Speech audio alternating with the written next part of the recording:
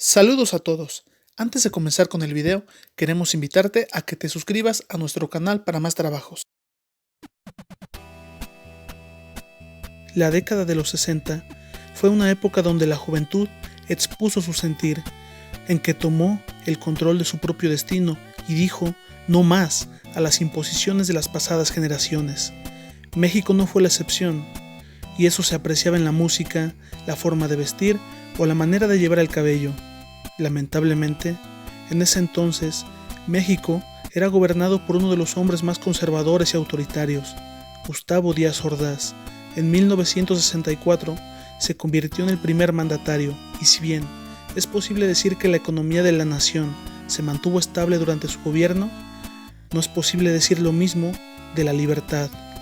Desde que llegó a la presidencia, ya había puesto fin a varios movimientos sindicales de médicos y otros trabajadores, y para colmo, en 1968 se habrían de celebrar las primeras Olimpiadas en México, y el gobierno de turno quería ofrecer la imagen de un país ordenado a la vez que unido.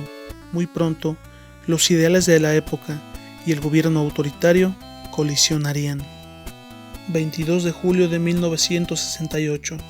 En la Plaza de la Ciudadela, los estudiantes de la Vocacional 2 y 5 y los alumnos de la Escuela Preparatoria Isaac Ochoa Terena tienen un encuentro de fútbol americano que termina en pleito. Interviene el cuerpo de granaderos y los embiste a golpes.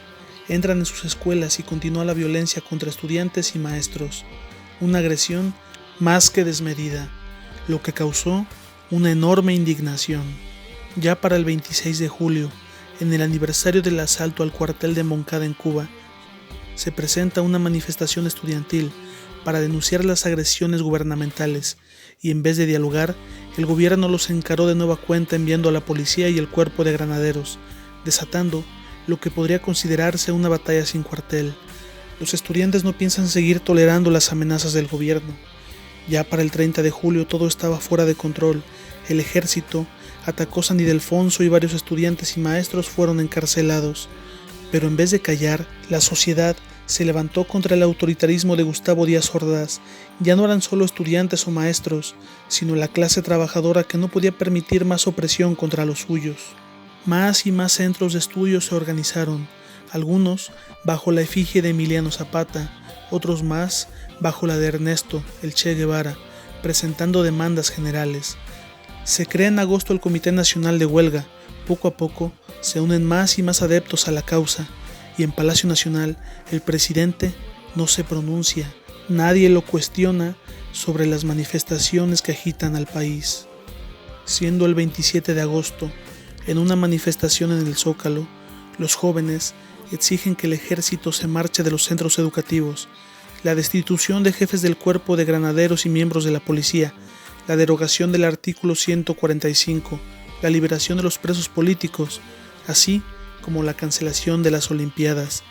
Debido a su aspecto físico, le gritan al presidente: sal al balcón, chango hocicón. Finalmente, en su informe presidencial, Díaz Ordaz se pronuncia sobre lo que sucede en México. Hemos sido tolerantes hasta excesos criticados, pero todo tiene un límite y no podemos permitir ya que se siga quebrantando irremisiblemente el orden jurídico como a los ojos de todo mundo ha venido sucediendo. Los medios de comunicación callan, o bien, si tienen la oportunidad, hablan de los estudiantes como si se tratase de los peores criminales, de una pandilla de alborotadores. La situación solo se agudiza. El 13 de septiembre tiene lugar la llamada manifestación del silencio. Es así que llega el día 2 de octubre de 1968. Se convoca un mitin en la Plaza de las Tres Culturas en Tlatelolco. Los manifestantes escuchan a los líderes del movimiento. El ejército está cerca. Una vez que todo concluye, un helicóptero que sobrevolaba la zona deja caer una bengala. Varios hombres vestidos de civiles, que llevaban un pañuelo o un guante blanco en la mano, abren fuego contra los estudiantes y el ejército. El ejército se defiende y en medio de aquel caos, los manifestantes se ven atrapados. Varios mueren a causa de las balas de los hombres vestidos de civiles, que formaban parte del Batallón Olimpia, un grupo militar con órdenes del Estado Mayor que buscaba generar caos entre el ejército y los jóvenes. Aquella tarde del 2 de octubre, muchos de los manifestantes fueron encarcelados, mientras que otros perdieron la vida. De algunos, nunca más se volvió a saber. Se dice que el gobierno de Díaz Ordaz ordenó la desaparición de los cuerpos, lanzándolos al mar. Hasta la fecha, no se sabe el número exacto de víctimas. Si bien aquella masacre dejó huella en México, las Olimpiadas se llevaron a cabo como si nada hubiese sucedido.